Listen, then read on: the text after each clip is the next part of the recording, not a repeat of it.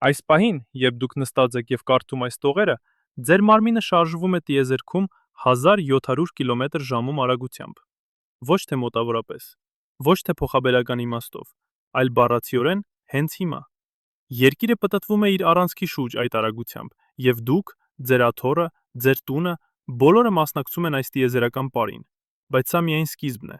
Նույն այս պահին Երկիրը պտտվում է Արեգակի շուրջ 107,000 կմ/ժ արագությամբ։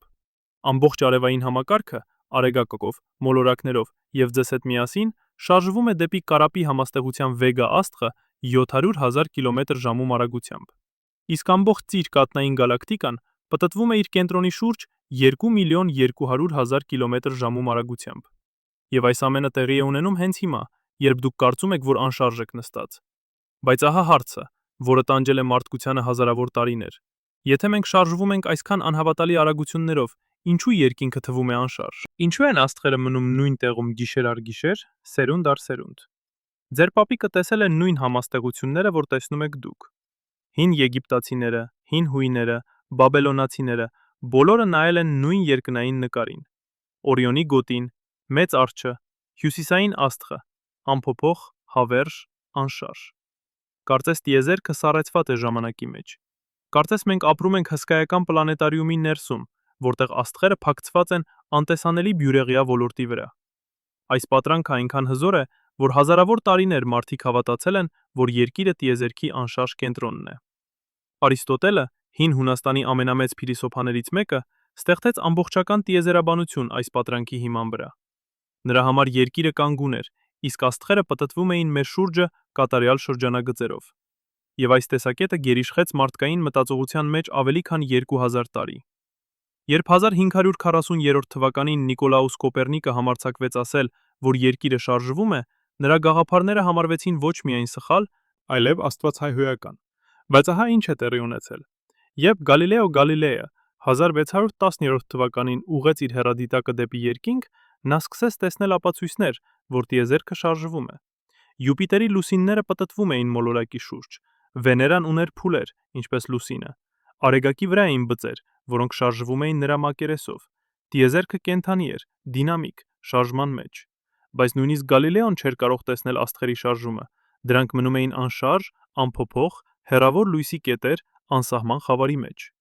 Պատասխանը եկավ 3 դար անց, երբ գիտնականները վերջապես հասկացան տիեզերքի իսկական մասշտաբները։ 1838 թվականին գերմանացի աստղագետ Ֆրիդրիխ Բեսելը առաջին անգամ չափեց աստղի հեռավորությունը, օգտագործելով պարալաքս մեթոդը։ Նա ուսումնասիրեց Կարապի համաստեղության 6-1 Կարապ աստղը եւ հայտնաբերեց, որ այն գտնվում է 11 լուսատարի հեռավորության վրա։ 11 լուսատարի։ Սա նշանակում է, որ լույսը, որը շարժվում է 300,000 կմ/վ արագությամբ, պետք է ճանապարհորդի 11 տարի, որպեսզի հասնի մեզ։ Եվ սա մեր ամենամոտ հարևաններից մեկն է։ Պատկերացրեք, որ դուք կանգնած եք Երևանի կենտրոնում եւ փորձում եք տեսնել մարդու շարժումը Մոսկվայում։ Հեռավորությունը մոտավորապես 2500 կիլոմետր է։ Անհնար է, այնպես չէ՞։ Բայց աստղերի դեպքում մենք խոսում ենք ոչ թե հազարավոր, այլ տրիլիոնավոր կիլոմետրերի մասին։ Մոտակա աստղը, Պրոքսիմա Կենտավրին, գտնվում է 40 տրիլիոն կիլոմետր հեռավորության վրա։ 40 տրիլիոն։ Այս թիվը այնքան հսկայական է, որ մարդկային ուղեղը չի կարող իսկապես հասկանալ դրա իմաստը։ Սա ավելի է, քան եթե դուք շրջեիք Երկիրը 1 միլիարդ անգամ։ Եվ հենց այստեղ է թաքնված տիեզերքի ամենամեծ պատրանքի գաղտնիքը։ Աստղերը շարժվում են։ Օ, այո, դրանք շարժվում են անհավատալի արագություններով։ Բայց դրանք այնքան հեռու են, որ նույնիսկ նրանց տիեզերական արագությունները թվում են անտեսանելի մեր տեսանկյունից։ Պատկերացրեք, որ դուք նայում եք ինքնաթիռի, որը թռչում է 10 կիլոմետր բարձրության վրա։ Այն շարժվում է 800 կմ/ժ արագությամբ, բայց ձեզ թվում է, որ այն սողում է երկնքով։ Հիմա բազմապատկեք այդ հեռավորությունը միլիարդավոր անգամներով, եւ դուք կսկսեք հասկանալ, թե ինչու են աստղերը թվում անշարժ։ Բայց գիտությունը չկանգնեց այնտեղ։ 1896 թվականին ամերիկացի աստղագետ Էդվարդ Էմերսոն Բարնարդը հայտնաբերեց աստղ, որը շարժվում էր։ Ոչ թե փոքր-ինչ, այլ տեսանելիորեն շարժվում էր երկնքում։ Այս աստղը, որը հետագայում կոչվեց Բարնարդի աստղ, տեղափոխվում էր երկնային ոլորտում 10 վայրկյան աղեղով տարեկան։ Սա կարող է թվալ աննշան, բայց աստղագիտության համար սա էր հեղափոխություն։ Առաջին անգամ մարդիկ տեսան աստղի շարժումը իրենց սեփական աչքերով, հեռադիտակի միջոցով։ Բարնարդի աստղը գտնվում է 6 լուսատարի հեռավորության վրա եւ շարժվում է մեր ուղղությամբ 112 կմ/վայրկյանում արագությամբ։ 112 կմ/վայրկյանում։ Սա ավելի արագ է, քան ցանկացած մարդկային ստեղծած օբյեկտ, բայց նույնիսկ այս անհավատալի արագությամբ աստղը տեղափոխվում է երկնքում այնքան դանդաղ, որ պետք է անցնեն 170 տարի, որպեսզի այն շարժվի լուսնի տրամագծին հավասար հեռավորության վրա։ 170 տարի, մեկ լուսնային տրամագծի համար։ Սա է տիեզերքի մասշտաբների իրական իմաստը։ Հիմա պատկերացրեք, թե ինչ է տեղի ունենում ավելի հեռու։ Մեր գալակտիկայի կենտրոնում գտնվող աստղերը շարժվում են 100 կմ/վայրկյանում արագությամբ։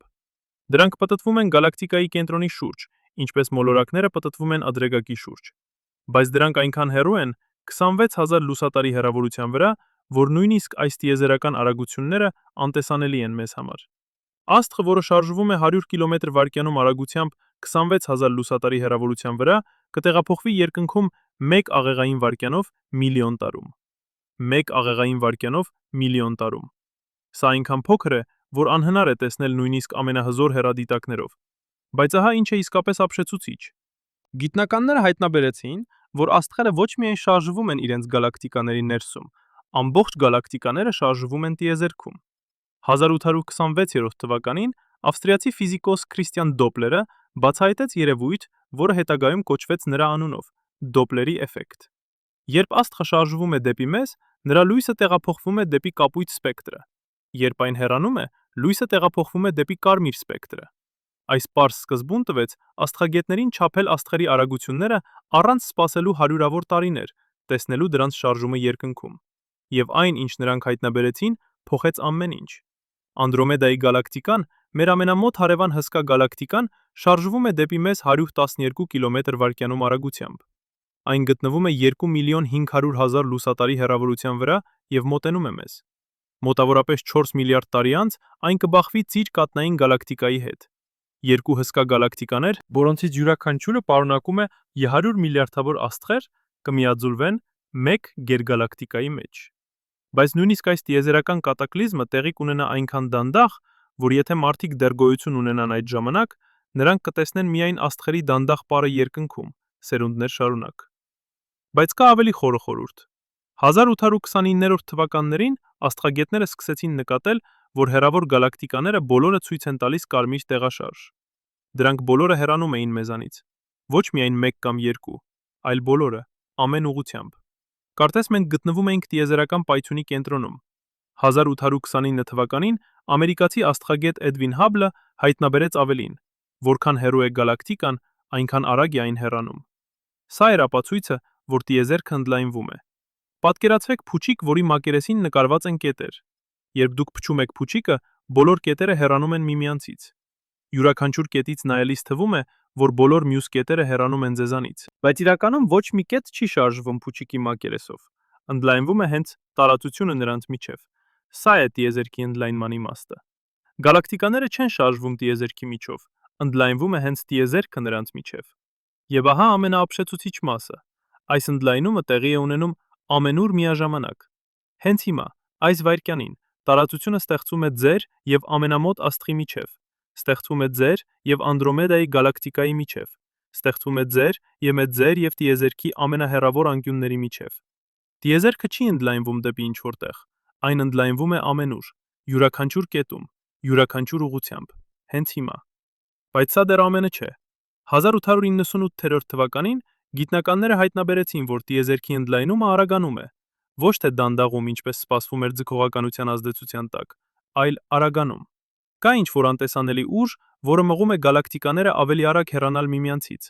Գիտնականները անվանեցին այն մութ էներգիա, բայց իրականում ոչ ոք չգիտի, թե դա ինչ է։ Մենք գիտենք միայն, որ այն կազմում է տիեզերքի ընդհանուր էներգիայի 70%-ը եւ որ այն փոխում է տիեզերքի ճակատագիրը։ Հիմա վերադառնանք մեր սկզբնական հարցին։ Ինչու են աստղերը թվում անշարժ։ Պատասխանը պարզ է եւ միաժամանակ խորը։ Մենք ապրում ենք սխալ ժամանակային մասշտաբում։ Մարդկային կյանքը տևում է միջինում 70 տարի։ 70 տարի։ Սա բավական է տեսնելու ծառերի աճը, քաղաքների փոփոխությունը, սերունդների փոխարինումը, բայց սա անբավարար է տեսնելու աստղերի պարը։ Աստղերը շարժվում են հազարավոր, միլիոնավոր, միլիարդավոր տարիների ժամանակային մասշտաբներում։ Դրանց պարը այնքան դանդաղ է, որ ամբողջ մարդկային քաղաքակրթությունը 6000 տարի գրավոր պատմության Միայն մի պահ է այդ տիեզերական բալետում։ Պատկերացրեք, որ դուք ապրում եք 1 վայրկյան։ Ձեր ամբողջ կյանքը, ձեր բոլոր հիշողությունները, ձեր ամբողջ փորձառությունը տեղավորվում է 1 վայրկյանի մեջ։ Այդ 1 վայրկյանում դուք կտեսնեիք մարդկանց անշարժ, ինչպես արձաններ։ Մեքենաները կթվային սառեցված, ծառերը կլինեին անփոփոխ։ Դուք կմտածեիք, որ աշխարհը անշարժ է։ Բայց իրականում ամեն ինչ շարժվում է։ Պարզապես դες ժամանակային մասշտաբը չափազանց կարճ է, որpիսի տեսնեք այդ շարժումը։ Սա է մեր իրավիճակը աստղերի հետ։ Մենք ապրում ենք չափազանց կարճ, որpիսի տեսնենք դրանց տիեզերական պարը։ Բայց գիտությունը տվեց մեզ նոր աչքեր։ Սպեկտրոսկոպիան թույլ տվեց մեզ տեսնել աստղերի շարժումը առանց սպասելու հազարավոր տարիներ։ Ռադիոաստղագիտությունը բացահայտեց անտեսանելի շարժումներ տիեզերքում։ Տիեզերական հեռադիտակները, ինչպիսին է Հաբլը, թույլ տվեցին մեզ նկարել նույն երկնային տարածքները տասնամյակներ շարունակ եւ տեսնել աստղերի դանդաղ տեղաշարժը։ Մենք ստեղծեցինք գործիքներ, որոնք ընդլայնեցին մեր ժամանակային ընկալումը։ Մենք սովորեցինք տեսնել այն, ինչ մեր աչքերը երբեք չէին կարող տեսնել։ Եվ այն, ինչ մենք տեսանք, ապշեցուցիչ էր։ Տիեզերքը ոչ թե անշարժ բյուրեղյա ոլորտ է, այլ կենդանի, շնչող, շարժվող օրգանիզմ։ Աստղերը ծնվում են հսկա գազի ամպերից, ապրում են միլիարդավոր տարիներ, ապա մահանում են սպեկտակուլյար պայթյուններով։ Գալակտիկաները բախվում են, միաձուլվում, ստեղծում են նոր աստղերի սերունդներ։ Տիեզերքը ընդլայնվում է, արագանում, փոխվում է։ Ամեն ինչ շարժման մեջ է, ամեն ինչ փոփոխության մեջ է, ամեն ինչ դինամիկ է։ Բայց ահա ամենախորը պարադոքսը։ Որքան ավելի շատ ենք մենք սովորում տիեզերքի շարժման մասին, այնքան ավելի շատ ենք հասկանում մեր սեփական անշարժությունը։ Ոչ թե ֆիզիկական անշարժությունը, մենք արդեն գիտենք, որ շարժվում ենք անհավատալի արագություններով, այլ ժամանակային անշարժությունը։ Մենք ապրում ենք մի պահում, մի փոքրիկ պատուհանում տիեզերքի անսահման պատմության մեջ։ Մենք տեսնում ենք տիեզերքը սառեցված վիճակում, ինչպես լուսանկարը, երկար ֆիլմից։ Մենք չենք տեսնում շարժումը ոչ թե որովհետև այն չկա, այլ որովհետև մենք չենք ապրում բավականաչափ երկար։ Եվ սա մեզ բերում է դեպի ավելի խորը հարց։ Եթե մեր ընկալումը տիեզերքի մասին սահմանափակված է մեր կյանքի տևողությամբ, ապա ինչ այլ իրականություններ ենք մենք բաց թողնում։ Ինչ այլ շարժումներ, փոփոխություններ, երևույթներ են տեղի ունենում այնպիսի ժամանակային մասշտաբներում, որ մենք չենք կարող տեսնել։ Գուցե տիեզերքը շնչում է, ընդլայնվում եւ կծկվում միլիարդավոր տարիների ցիկլերով։ Գուցե կան տիեզերական ալիքներ, որոնք անցնում են գալակտիկաների միջով միլիոնավոր տարիների ընթացքում։ Գուցե ամբողջ տիեզերքը մաս է ավելի մեծ ցիկլի, որը մենք երբեք չենք կարող տեսնել, որովհետև այն տևում է ավելի երկար, քան տիեզերքի ընթացիկ տարիքը՝ 13 միլիարդ 800 միլիոն տարի։ Սա է տիեզերքի ամենամեծ պատրանքը։ Ոչ թե այն, որ աստղերը անշարժ են, այլ այն, որ մենք կարծում ենք, թե տեսնում ենք իրականությունը։ Մենք նայում ենք երկնքին եւ տեսնում ենք անփոփոխ համաստեղություններ, բայց իրականում մենք տեսնում ենք միայն մեր սեփական սահմանափակումները։ Մենք տեսնում ենք ոչ թե տիեզերքը այնպես ինչպես այն է, այլ տիեզերքը այնպես ինչպես մեր կարճ կյանքը թույլ է տալիս մեզ տեսնել։ Բայց գիտությունը փոխեց այս խաղի կանոնները։ Մենք այլևս չենք սահմանափակված մեր կենսաբանական ժամանակային մասշտաբով։ Մենք կարող ենք չափել աստղերի շարժումները սպեկտրոսկոպիայի միջոցով։ Մենք կարող ենք համեմատել լուսանկարները տասնամյակների տարբերությամբ։ Մենք կարող ենք մոդելավորել գալակտիկաների բախումները համակարգիչներում։ Մենք կարող ենք տեսնել տիեզերքի պատմությունը, նայելով հեռավոր գալակտիկաներին, որոնց լույսը ճանապարհորդել է միլիարդավոր տարիներ, որպեսզի հասնի մեզ։ Մենք ստեղծեցինք ժամանակային մեքենա, ոչ թե ճանապարհորդելու անցյալ կամ ապագա, այլ տեսնելու ներկան այնպես, ինչպես այն իսկապես է։ Եվ հենց այստեղ է, որ տիեզերքի իսկական մասշտաբները սկսում են բացահայտվել իրենց ամբողջ ապշեցուցիչ մեծությամբ։ Երբ մենք խոսում ենք տիեզերական շարժումների մասին, մենք չենք խոսում պարզապես արագ շարժվող օբյեկտների մասին։ Մենք խոսում ենք ամբողջ համակարգերի մասին, որոնք ապրում են տիեզերական բալետ այնպիսի մասշտաբներով, որ մարդկային ուղեղը հազիվ է կարող դրանք պատկերացնել։ Վերցնենք մեր սեփական արևային համակարգը։ Դուք արդեն գիտեք, որ Երկիրը պտտվում է արեգակի շուրջ 107,000 կմ/ժ արագությամբ։ Բայց սա միայն մեկ շերտ է շարժման մեջ։ Արեգակը ինքը պտտվում է իր առանցքի շուրջ։ Նրա հասարակածը այն տարածքը, որտեղ մագնիսական դաշտերը ամենաակտիվ են, պտտվում է 25 օրում մեկ անգամ, բայց հասարակածը պտտվում է ավելի արագ, քան բևեռները։ Արեգակի բևեռները ավարտում են մեկ պտույտը 35 օրում։ Սա նշանակում է, որ արեգակը պլազմայի հսկայական գունդ է, որը պտտվում է տարբեր արագություններով իր տարբեր մասերում։ Պատկերացրեք ջրի գունդ, որտեղ հասարակածը հոսում է ավելի արագ, քան բևեռները։ Սա ստեղծում է հսկայական լարվածություններ մագնիսական դաշտերում, որոնք պայթում են արևային բծերի և կորոնալ զանգվածային արտանետումների տեսքով։ Բայց Արեգակը ոչ միայն պտտվում է, այն նաև շարժվում է տիեզերքում։ Ամբողջ արևային համակարգը Արեգակով 8 մոլորակներով, հարյուրավոր լուսիններով, միլիոնավոր աստերոիդներով և միլիարդավոր կոմետներով շարժվում է դեպի Կարապի համաստեղության Վեգա աստղը 700,000 կմ/ժ արագությամբ։ 700,000։ Սա նշանակում է, որ յուրաքանչյուր վայրկյանում մենք տեղափոխվում ենք 200 կիլոմետր դեպի նոր տիեզերական տարածք։ Յուրաքանչյուր վայրկյանում։ Ժամանակ, որ պետք է ձեզ կարդալու այս նախադասությունը, մենք արդեն տեղափոխվել ենք 1000 կիլոմետր դեպի Վեգան։ Բայց սա դեռ ամենը չէ։ Արեգակը շարժվում է ոչ թե ուղիղ գծով, այլ ալիքաձև հետագծով։ Մենք պտտվում ենք Ծիր-կաթնային գալակտիկայի կենտրոնի շուրջ, եւ այդ պտույտի ընթացքում մենք բարձրանում եւ իջնում ենք գալակտիկայի հարթության նկատմամբ։ Պատկերացրեք կարուսել, որտեղ ձիերը ոչ միայն պտտվում են շրջանագծով, այլև բարձրանում եւ իջնում են։ Արեգակը կատարում է 1 ամբողջական պտույտ գալակտիկայի կենտրոնի շուրջ 225 միլիոն տարում։ Սա կոչվում է տիեզերական տարի։ 1 տիեզերական տարի։ Վերջին անգամ, երբ Արեգակը գտնվում էր այն տեղում, որտեղ այն գտնվում է հիմա, դինոզավրերը դեռ չէին ի հայտ եկել Երկրի վրա։ Եվ այս պտույտի ընթացքում Արեգակը անցնում է գալակտիկայի տարբեր շրջաններով։ Երբեմն մենք անցնում ենք գալակտիկայի բազուկների միջով, այնտեղ, որտեղ աստղերը հազվադեպ են եւ տիեզերքը հանգիստ է։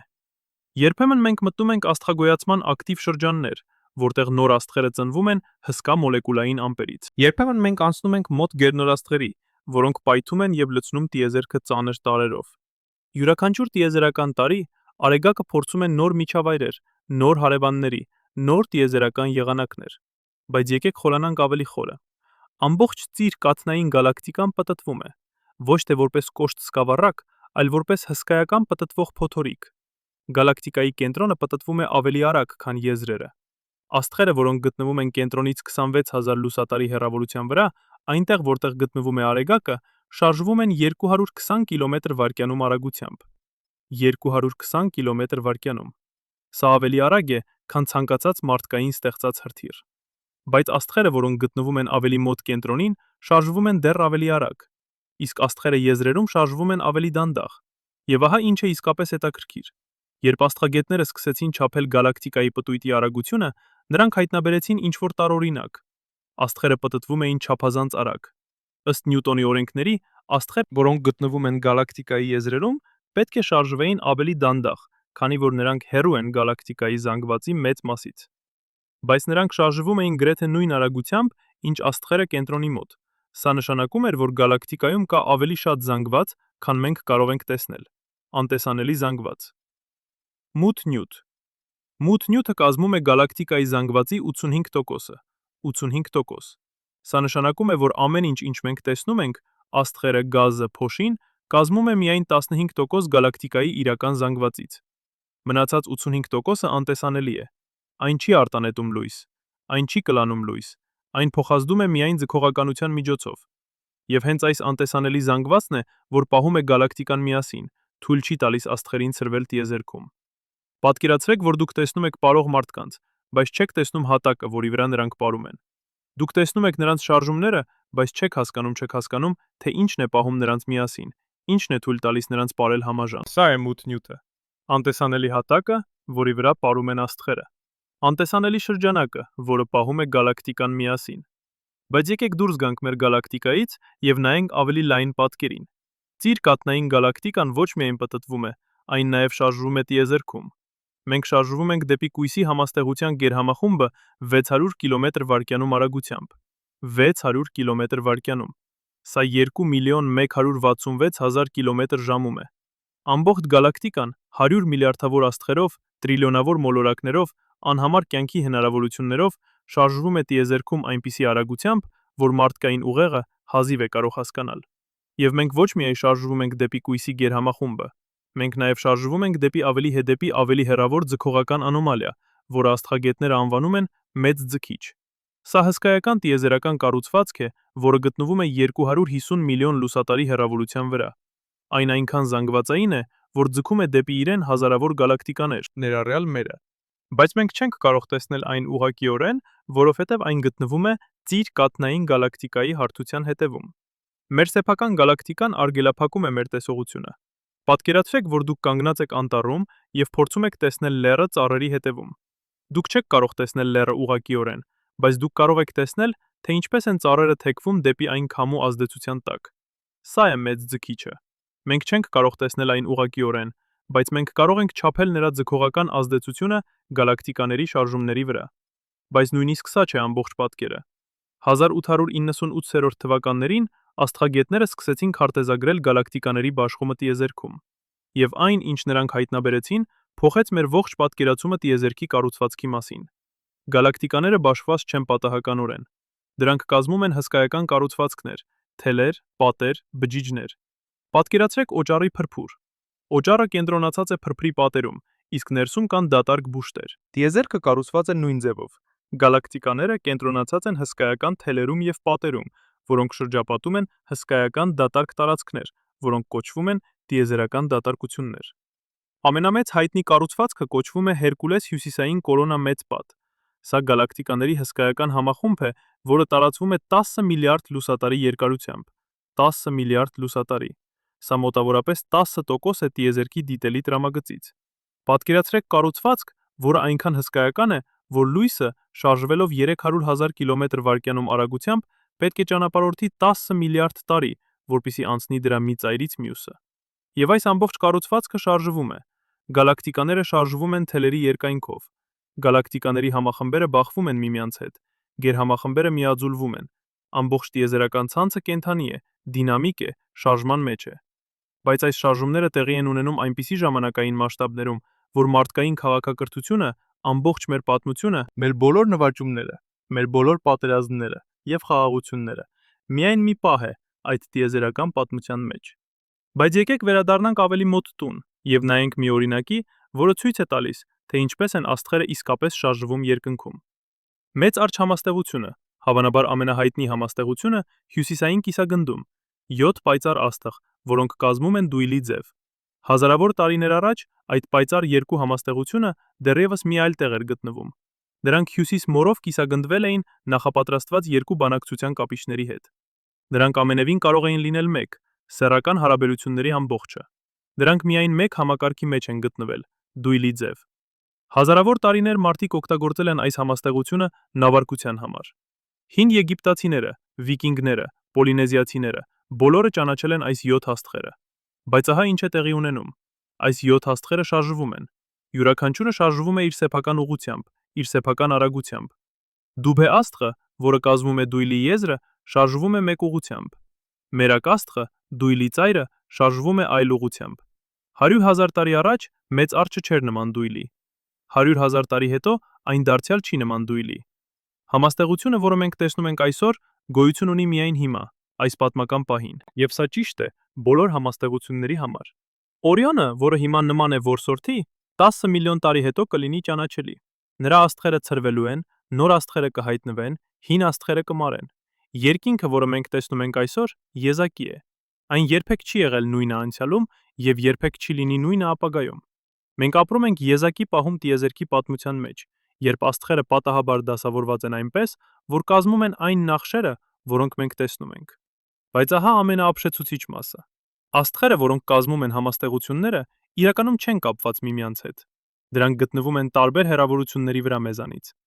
Օրիոնի գոտու 3 աստղերը՝ Ալնիտակ, Ալնիլամ եւ Մինտակա, թվում են մեզ կողք կողքի, բայց Ալնիտակը գտնվում է 800 լուսատարի հեռավորության վրա։ Ալմիլամը 2000 լուսատարի, իսկ Մինտական 1200 լուսատարի։ Դրանք բաժանված են հարյուրավոր լուսատարիներով, բայց մեզ թվում է, որ դրանք կողք կողքի են, որովհետև մենք տեսնում ենք դրանք երկչափ երկնային ոլորտի վրա պրոյեկցված։ Սա նման է նայելու անտառի, որտեղ մի ծառը գտնվում է 10 մետր հեռավորության վրա, մյուսը 100 մետր, երրորդը կիլոմետր։ Բայց եթե դուք նայեք դրանց մեկ աչքով, դրանք բոլորը կթվան նույն հեռավորության վրա։ Սա է երկնային ոլորտի պատրանքը։ Մենք տեսնում ենք աստղերը երկչափ էկրանի վրա, բայց իրականում դրանք բաշխված են եռաչափ տիեզերքում։ Եվ այս եռաչափ տիեզերքում աստղերը շարժվում են բոլոր ուղղություններով։ Որոշ աստղեր մոտենում են մեզ, որոշները հեռանում են։ Որոշները շարժվում են աջ, որոշները ձախ։ Որոշները շարժվում են վեր, որոշները վար։ Յուրաքանչյուր աստղ ունի իր սեփական եռաչափ արագությունը տիեզերքում։ Եվ երբ մենք չափում ենք այս արագությունները, Մենք հայտնաբերում ենք ապշեցուցիչ բաներ։ Բարնարդի աստղը, որի մասին մենք արդեն խոսեցինք, շարժվում է դեպի մեզ։ Այն մոտենում է արևային համակարգին եւ մոտավորապես 10,000 տարի հետո կլինի մեր ամենամոտ աստղային հարևանը։ Բայց այնուհետև այն կանցնի մեզանից եւ կսկսի հեռանալ։ Աստղերը ոչ միայն շարժվում են, դրանք փոխում են իրենց դիրքերը մեր նկատմամբ։ Մեր երկնային հարևանությունը մշտապես փոխվում է։ Կան աստղեր, որոնք շարժվում են այնքան արագ, որ դրանք կհեռանան մեր գալակտիկայից։ Սրանք կոչվում են գերարագ աստղեր։ Դրանք շարժվում են 500 կմ/վայրկյանում եւ ավելի արագությամբ։ 500 կմ/վայրկյանում։ Սա բավական է հաղթահարելու գալակտիկայի ձգողականությունը եւ փախչելու միջգալակտիկական տարածություն։ Այս աստղերը հավանաբար արտաձգվել են Գեն գալակտիկայի կենտրոնից, գերմասիվ սև խոռոչի հետ փոխազդելուց հետո։ Դրանք տիեզերական փախստականներ են, որոնք մշտապես կշարժվեն միջգալակտիկական դատարկության մեջ, երբեք չվերադառնալով տուն։ Բայց կան նաև աստղեր, որոնք շարժվում են հակառակ ուղղությամբ։ Դրանք կոչվում են բարձր արագության աստղեր։ Դրանք շարժվում են հակառակ ուղղությամբ գալակտիկայի պտույտին։ Պատկերացրեք մեքենա, որը շարժվում է հակառակ ուղղությամբ ավտոմայրուղու վրա։ Այս աստղերը հավանաբար ծերացած են։ Դրանք ծնվել են միլիարդավոր տարիներ առաջ, երբ գալակտիկան ուներ այլ կառուցվածք։ Կամ դրանք գալուստ են այլ գալակտիկաներից, որոնք միաձուլվել են մեր գալակտիկայի հետ։ Եվ հենց այստեղ է, որ մենք սկսում ենք հասկանալ տիեզերքի իսկական դինամիկան։ Գալակտիկաները ոչ միայն շարժվում են տիեզերքում, դրանք նաև միաձուլվում են միմյանց հետ։ Ծիր կաթնային գալակտիկան ներկայումս կլանում է մի քանի փոքր գալակտիկաներ։ Կարապի փոքր գալակտիկան, Սագիտարիուս թզուկ էլիպտիկ գալակտիկան, Մեծ եւ փոքր Մագելանյան ամպերը, բոլորը դանդաղորեն քանդվում են մեր գալակտիկայի ձգողական ուժերի կողմից։ Դրանց աստղերը, գազը, մութ նյութը բոլորը աստիճանաբար միաձուլվում են ծիր կաթնային գալակտիկայի հետ։ Սա նման է տեսնելու հսկայական տիեզերական կանիբալիզմի։ Մեծ գալակտիկաները ուտում են փոքր գալակտիկաները, բայց սա ոչ թե բռնի գործընթաց է, սա դանդաղ աստիճանական միաձուլում է, որը տևում է միլիարդավոր տարիներ։ Աստղերը փոքր գալակտիկաներից դանդաղորեն տեղափոխվում են դեպի մեծ գալակտիկա։ Դրանք շարունակում են պտտվել, շարժվել, ապրել իրենց կյանքը, բայց հիմա դրանք մաս են նոր, ավելի մեծ համակարգի։ Եվ երբ մենք նայում ենք մեր գալակտիկայի աստղերին, մենք տեսնում ենք այս պատմությունը։ Որոշ աստղեր ծնվել են այստեղ, ծիր կաթնային գալակտիկայում։ Դրանք շարժվում են համաժան գալակտիկայի պտույտի հետ, բայց որոշ աստղեր գալուստ են այլ գալակտիկաներից։ Դրանք շարժվում են տարօրինակ ուղղություններով, ունեն տարօրինակ քիմիական կազմ, պատմում են այլ աշխարհների մասին։ Պատկերացրեք, որ դուք ապրում եք քաղաքում, որտեղ որոշ մարդիկ ծնվել են այնտեղ, իսկ որոշները եկել են այլ երկրներից։ Յուրաքանչյուրն ունի իր սեփական պատմությունը, իր սեփական ակցենտը, իր սեփական մշակույթը։ Սա է մեր գալակտիկան։ Աստղերի քաղաք, որտեղ յուրաքանչյուր աստղ ունի իր սեփական պատմությունը, իր սեփական ծագումը, իր սեփական ճանապարհորդությունը։ Եվ երբ մենք սկսում ենք հասկանալ այս պատմությունները, մենք սկսում ենք տեսնել տիեզերքը նոր լույսի ներքո։ Աստղերը այլևս ոչ թե անշարժ լույսի կետեր են, դրանք ճանապարհորդներ են, թափառականներ, միգրանտներ են տիեզերական մայրուղիներում։ Յուրաքանչյուրն ունի իր սեփական ճանապարհորդությունը, իր սեփական նպատակակետը, իր սեփական ճակատագիրը։ Բայց ահա ամենախորը հարցը։ Եթե աստղերը շարժվում են, եթե գալակտիկաները միաձուլվում են, եթե ամբողջ տիեզերքը դինամիկ է, ապա ինչ է սա նշանակում մեր համար։ Ինչ է սա նշանակում երկրի համար, կյանքի համար, մարդկության համար։ Մենք ապրում ենք մոլորակի վրա, որը պտտվում է աստղի շուրջ, որը շարժվում է գալակտիկայի միջով, որը միաձուլվում է այլ գալակտիկաների հետ, որը շարժվում է ընդլայնվող տիեզերքում։ Մենք ապրում ենք շարժման մեջ, փոփոխության մեջ, դինամիկայի մեջ, եւ սա փոխում է ամեն ինչ։ Երբ հին մարդիկ նայում էին երկինք, նրանք տեսնում էին կայունություն, հավերժություն, անփոփոխություն։ Աստղերը էին նույնը, ինչ նրանց պապերի ժամանակ։ Համաստեղությունները էին նույնը, ինչ նրանց պապերի ժամանակ։ Երկինքը էր հավերժության խորհրդանիշը, անփոփոխության խորհրդանիշը։ Բայց հիմա մենք գիտենք, որ սա պատրանք է։ Երկինքը փոխվում է, աստղերը շարժվում են, համաստեղությունները ժամանակավոր են։ Ամեն ինչ հոսում է, ամեն ինչ փոխվում է, ամեն ինչ դինամիկ է։ Եվ սա մեզ բերում է դեպի ավելի խորը հարց։ Եթե մենք չենք կարող տեսնել աստղերի շարժումը մեր կարճ կյանքի ընթացքում, ապա ինչ այլ փոփոխություններ ենք մենք բաց թողնում։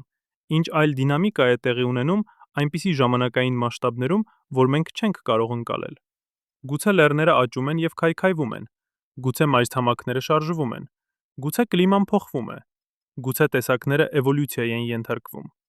Բոլոր այս գործընթացները տեղի են ունենում, բայց դրանք այնքան դանդաղ են, որ մենք չենք կարող տեսնել դրանք մեր կարճ կյանքի ընթացքում։ Բայց գիտությունը տվեց մեզ նոր տեսողություն։ Մենք կարող ենք չափել լեռների աճը միլիմետրերով տարեկան։ Մենք կարող ենք տեսնել մայրցամաքների շարժումը սանտիմետրերով տարեկան։ Մենք կարող ենք հետևել կլիմայի փոփոխություններին տասնամյակներ շարունակ։ Մենք կարող ենք դիտել էվոլյուցիան լաբորատորիաներում։ Մենք սովորեցինք տեսնել դանդաղ փոփոխությունները, որոնք անտեսանելի են մեկ մարդու կյանքի ընթացքում։ Եվ հենց այստեղ է, որ մենք սկսում ենք հասկանալ տիեզերքի իսկական բնույթը։ Տիեզերքը ոչ թե ստատիկ, ապա ոչ թե ստատիկ, անփոփոխ կառուցվածք է։ Այն կենդանի, դինամիկ, մշտապես փոխվող համակարգ է։ Ամեն ինչ շարժման մեջ է, ամեն ինչ փոփոխության մեջ է, ամեն ինչ էվոլյուցիայի մեջ է։ Աստղերը ծնվում են, ապրում են եւ մահանում են։ Գալակտիկաները միաձուլվում են եւ բաժանվում են։ Տիեզերքը ընդլայնվում է եւ արագանում է։ Ամեն ինչ հոսում է, ամեն ինչ շարժվում է, ամեն ինչ փոխվում է։ Բայց մենք չենք տեսնում այս շարժումը, որովհետև մենք ապրում ենք սխալ ժամանակային մասշտաբում։ Մենք նման ենք միջատի, որը ապրում է 1 օր եւ կարծում է, որ ծառերը հավերժ են։ Մենք նման ենք մարդու, որը նայում է լուսանկարին եւ կարծում է, որ պատկերված մարդիկ անշարժ են։ Բայց իրականում ամեն ինչ շարժվում է։ Պարզապես մենք չենք ապրում բավականաչափ երկար, որպեսզի տեսնենք այդ շարժումը։ Եվ սա է տիեզերքի ամենամեծ դասը մեզ համար։ Մեր ընկալումը սահմանափակված է։ Մեր զգայարանները սահմանափակված են։ Մեր կյանքի տևողությունը սահմանափակված է։ Բայց մեր հասկացողությունը սահմանափակված չէ։ Մենք կարող ենք օգտագործել գիտությունը, մաթեմատիկան, տեխնոլոգիան, տեսնելու այն, ինչ մեր աչքերը չեն կարող տեսնել։ Մենք կարող ենք չափել այն, ինչ մեր զգայարանները չեն կարող զգալ։ Մենք կարող ենք հասկանալ այն, ինչ մեր ինտուիցիան չի կարող հասկանալ։ Եվ երբ մենք անում ենք սա, մենք հայտնաբերում ենք նոր իրականություն։ Իրականություն, որտեղ աստղերը պարում են տիեզերական բալետ։ Իրականություն, որտեղ գալակտիկաները միաձուլվում են եւ ստեղծում են նոր աշխարհներ։ Իրականություն, որտեղ տիեզերքը ընդլայնվում է եւ արագանում է դեպի անհայտ ապագա։ Իրականություն, որը շատ ավելի հետաքրքիր է, քան ցանկացած պատրանք։ Եվ հենց այստեղ է, որ մենք հանդիպում ենք տիեզերքի ամենախորը պարադոքսին։ Մենք ապրում ենք տիեզերքում, որը միաժամանակ եւ անսահման հսկայական է, եւ անսահման փոքր։ Անսահման արագ է եւ անսահման դանդաղ։ Անսահման հին է եւ անսահման երիտասարդ։ Ամեն ինչ կախված է նրանից, թե որ տեսանկյունից եք դուք նայում։ Վերցնենք ժամանակը։ Մենք չափում ենք ժամանակը վայրկյաններով, րոպեներով, ժամերով։ 1 վայրկյանը թվում է կարճ, բայց լույսի համար 1 վայրկյանը բավական է, շրջելու երկիրը 7 անգամ կես։ 300,000 կիլոմետր վայրկյանում։ Պատկերացրեք, որ դուք կարող եք շարժվել այդ արագությամբ։ 1 վայրկյանում դուք կարող եք ճանապարհորդել Երևանից Մոսկվա, Մոսկվայից Նյու Յորք, Նյու Յորքից Տոկիո, Տոկիոից Սիդնեյ եւ վերադառնալ Երևան, բազմիցս, 1 վայրկյանում։ Բայց նույնիսկ լույսի համար տիեզերքը անհավատալի հսկայական է։ Լույսը, որը շարժվում է 300,000 կիլոմետր վայրկյանում արագությամբ, պետք է ճանապարհորդի 8 րոպե 19 վայրկյան, որպեսզի հասնի Արեգակից Երկիր։ 8 րոպե 19 վայրկյան։ Սա նշանակում է, որ երբ դուք նայում եք Արեգակին, դուք տեսնում եք նրան ոչ թե այնպիսին, ինչպիսին նա է հիմա, այլ այնպիսին, ինչպիսին նա էր 8 րոպե 19 վայրկյան առաջ։ Դուք նայում եք անցյալ։ Եվ որքան հեռու եք դուք նայում, այնքան խորը եք նայում անցյալ։ Մոտակա աստղը, Պրոքսիմա Կենտավրին, գտնվում է 4 լուսատարի հեռավորության վրա։ Երբ դուք նայում եք այդ աստղին, դուք տեսնում եք նրան այնպիսին, ինչպիսին նա էր 4 տարի առաջ։ Սիրիուսը, երկնքի ամենապայծառ աստղը, գտնվում է 8.6 լուսատարի հեռավորության վրա։ Դուք տեսնում եք նրան այնպիսին, ինչպիսին նա էր 8 տարի առաջ։ Վեգան 25 տարի առաջ, Բետելգեյզեն 620 տարի առաջ։ Բայց սա միայն սկիզբն է։ Անդրոմեդայի գալակտիկան գտնվում է 2.500.000 լուսատարի հեռավորության վրա։ Երբ դուք նայում եք Անդրոմեդային, դուք տեսնում եք նրան այնպիսին, ինչպիսին նա էր 2.500.000 տարի առաջ։ 2.500.000 տարի։ Այդ ժամանակ երկրի վրա մարդկությունը դեռ չէր գոյություն ունենում։ Homo habilis-ը, մեր ամենահին նախնիները, դեռ սովորում էին օգտագործել քարե գործիքներ։ Եվ լույսը, որը դուք տեսնում եք այսօր Անդրոմեդայից, սկսեց իր ճանապարհորդությունը հենց այդ ժամանակ։ Հիմա պատկերացրեք ավելի հեռավոր գալակտիկաներ։ Կան գալակտիկաներ, որոնք գտնվում են 1 միլիարդ լուսատարի հեռավորության վրա։ Երբ դուք նայում եք դրանց, դուք տեսնում եք տիեզերքը այնպիսին, ինչպիսին այն էր 1 միլիարդ տարի առաջ։ Այդ ժամանակ երկրի վրա կյանքը բաղկացած էր միայն միաբջիջ օրգանիզմներից։ Բազմաբջիջ կյանքը դեռ չէր ի հայտ եկել։ Եվ լույսը, որը դուք տեսնում եք այսօր այդ գալակտիկաներից, սկսեց իր ճանապարհորդությունը հենց այդ ժամանակ։ Բայց ամենահեռավոր օբյեկտները, որոնք մենք կարող ենք տեսնել, գտնվում են 13 միլիարդ լուսատարի հեռավորության վրա։ 13 միլիարդ։ Սրանք գալակտիկաներ են, որոնք ձևավորվել են տիեզերքի առաջին միլիարդ տարիների ընթացքում։ Երբ մենք նայում ենք դրանց, մենք տեսնում ենք տիեզերքը նորածին վիճակում։ Մենք տեսնում ենք առաջին աստղերը, առաջին գալակտիկաները, առաջին կառուցվածքները։